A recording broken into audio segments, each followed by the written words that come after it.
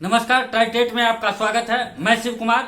अभी जो चर्चा हम करेंगे, अभी जो बातें आपको बता रहे हैं ताजा अपडेट्स के हिसाब से, हो सकता है कि आपके पैर के तले जमीन खिसक जाए जो अन्य दलों के समर्थक हो, लेकिन ये बात की वास्तविकता है कि जो मैं बता रहा हूं यही होगा और यही सत्य है। मैं बात कर रहा हूं उस चेहरे का जो बीजेपी के एक बहुत बड़े चेहरे के रूप में जाने जाते हैं बिहार के लिए। उनका नाम है नित्यानंद राय। जैसा कि आप सभी जानते हैं 2016 में वो बिहार बीजेपी के प्रदेश अध्यक्ष भी रहे और वर्तमान में अभी उज्जियारपुर लोकसभा क्षेत्र से वो बीजेपी के सांसद हैं और उन्होंने उपेंद्र कुशवाहा को हराया। आप समझ सकते हैं कि उनका ये कद कितना बड़ा है। और मैं पीछे जाते हुए एक चर्चा और मैं करना चाहूंगा जो कि बहुत ही प्रचलित है उनके बारे में, कि जब आडवाणी जी का रथ यात्रा बिहार में हो रही थी उस समय लालू जी का शासनकाल था, लालू जी सीएम थे और उसके बावजूद भी नित्यानंद राय जी ने आडवाणी जी के रथ यात्रा को रुकने नहीं दिया। शायद उसी का प्रभाव है कि बीजेपी में उनका इतना बड़ा कद है और होना भी चाहिए, क्योंकि वो लगातार जिस संगठन से जुड़े हैं, जिस संगठन में काम कर रहे हैं, लगातार बने हुए हैं और संगठन को ऊंचाई तक ले जाने का काम किए हैं।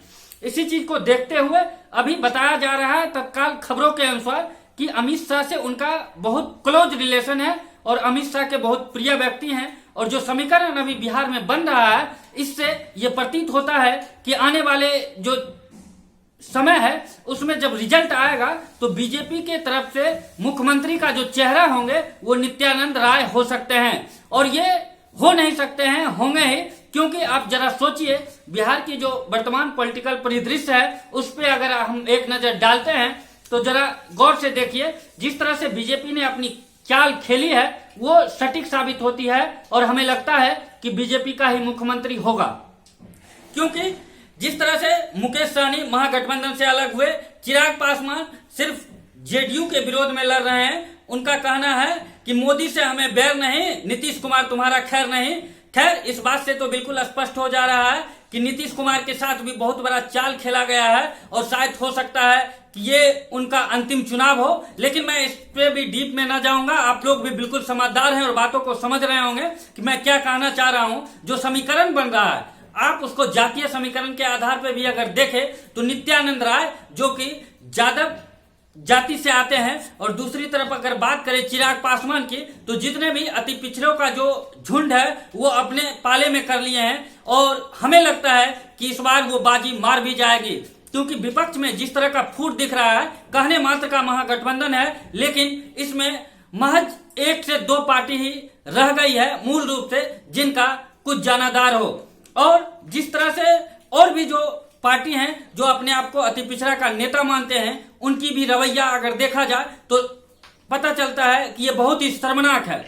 अगर बात कर ले उपेंद्र कुशवाहा की ही, तो आपने देखा होगा कि किस तरह से उनकी जो प्रदेश महासचिव थी सीमा कुशवाहा, उसने लगातार क्षेत्र में निरंतर प्रयास किया, लोगों के बीच में जाके अपने पार्टी के सिद्धांत, अपनी बातों को बताया और शिक्षा पे विशेष जोर देकर अपनी दावेदारी पेश कर रही थी। उनको सिर्फ पैसे के चंद लालच के वजह से टिकट नहीं मिल पाया, टिकट को बेचा गया। यही बिहार में लगभग जितनी भी विपक्षी पार्टी है वो किसी भी कैंडिडेट के उपलब्धि के आधार पर टिकट नहीं बांटती है। उन्हें सिर्फ रसूख से मतलब है, भौतिक सुखों से मतलब है, उन्हें सिर्फ पैसा आना चाहिए। लगातार मैं बात करूं तो जितनी भी पार्टी है वो सारे लोग टिकट को बेच रहे हैं। मैं ये नहीं कहूंगा कि बीजेपी में टिकट की खरीद बिक्री नहीं हो रही है, उसमें भी हो रही है, लेकिन कार्यकर्ताओं की प्रधानता जिस तरह से दी जा रही है वो एक मजबूत संगठन के रूप में दिख भी रही है। जैसा कि आप लोग देख रहे हैं कि देश में भी उसका सरकार है और बिहार में भी इस बार सरकार वो बनाएगी, क्योंकि उसकी चाल मैं एक बार और दोहरा देना चाहूंगा कि मुकेश सहनी और चिराग पासवान भी बीजेपी के साथ हैं, सिर्फ नीतीश कुमार के साथ नहीं है चिराग पासवान। इससे साफ स्पष्ट होता है कि जिस तरह से बीजेपी आधी सीटों पे लड़ रही है, अगर चिराग पासवान को कुछ सीटें मिलती है, मुकेश सहनी को कुछ सीटें मिलती है, तो ये तो स्पष्ट है कि सरकार बीजेपी की होगी। और सीएम के जो कैंडिडेट संभावित बताए जा रहे हैं वो नित्यानंद राय जी का चेहरा सामने आ रहा है